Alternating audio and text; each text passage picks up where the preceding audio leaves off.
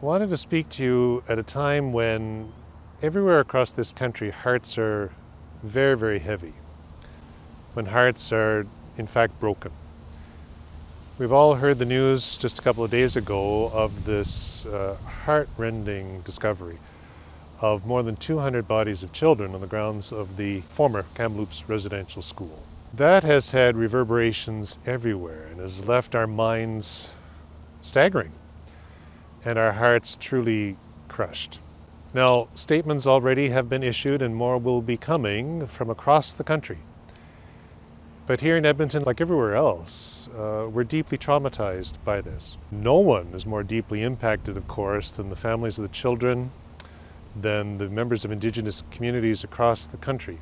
But here in Edmonton, our local Indigenous peoples, together with everybody else, are really reeling from this. And so I wanted to take this opportunity to speak here in Edmonton to our people. I'm here on the grounds of our pastoral center where our Archdiocesan offices are found, and next to me here is the statue of St. Cateri, St. Cateri Tekakwitha. And I wanted to have her in the background because right now St. Cateri is in the foreground of all of this turmoil. She is with us in a wonderful way, helping us by her prayers to find healing and some direction. And I want to tell you why I think that's the case. A few years ago, at the time when St. Cateri was canonized, officially declared a saint by Pope Benedict XVI at the time, I was there in Rome together with a number of Indigenous peoples from across Canada. Now, as you know, in order for someone to be declared a saint by the Church, there has to be two miracles that have been verified precisely as miracles. The first miracle would enable the person to be beatified, declared blessed, and the second for the person to be declared a saint. And while we were there, we met the one who was healed miraculously by the intercession of St. Cateri. And the one who was healed by her prayers was a young boy. A young child who had been suffering from what everyone in the medical community recognized was a terminal illness. There was no human hope. And yet we reached out, the people reached out to St. Cateri for her prayers, for her intercession, and he was miraculously healed.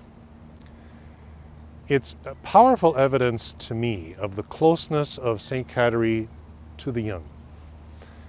And as much as our hearts are breaking at the news of the death of the lost little ones in Kamloops, we can be sure that St. Cateri's heart has long been broken itself by the suffering and the pain that all is caught up and represented in this.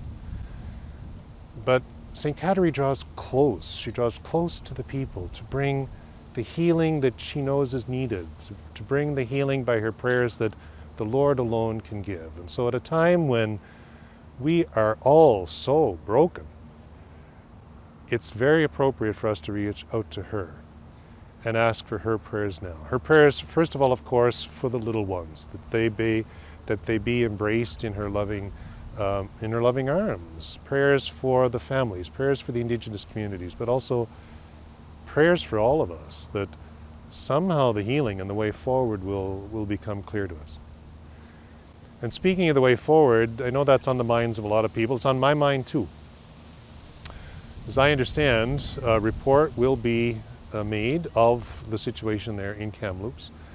And so like everybody else, I'll be looking forward to that report, to see what facts are revealed, to see what suggested direction is given.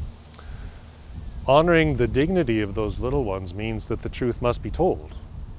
And we're going to look for that in this report. And that's going to help shape our understanding of what we can do meaningfully to move forward with this.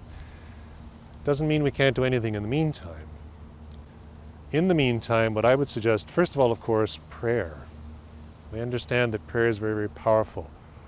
Prayer to our Lord, who loves us beyond imagining, prayer to our Blessed Mother, and in particular way to St. Cateri, for her to intercede for us with the prayers and the help that we need right now. I'd also strongly suggest that we look for any opportunity we can to reach out in solidarity to the Indigenous peoples of wherever we are living. They must be reeling in an unimaginable way right now. We know that children are so precious to Indigenous culture, and to have this reminder of how they may have suffered and how they would, many of them would have died alone, undocumented, that must be bringing a grief and a shock that none of us can imagine. So let's find ways in which we can reach out in solidarity to them, to express our concern, our love, our support, and look for ways even now where we can find opportunities to walk together, to be together in solidarity and mutual support, moving together towards the healing and the reconciliation that we know we need, that we know has long been necessary in this land. God love, God bless. Let's hold one another together in this just terrible, painful time. And may the prayers of St. Catherine accompany all of us to the healing and the reconciliation and the consolation and the peace that we're all seeking right now. God bless.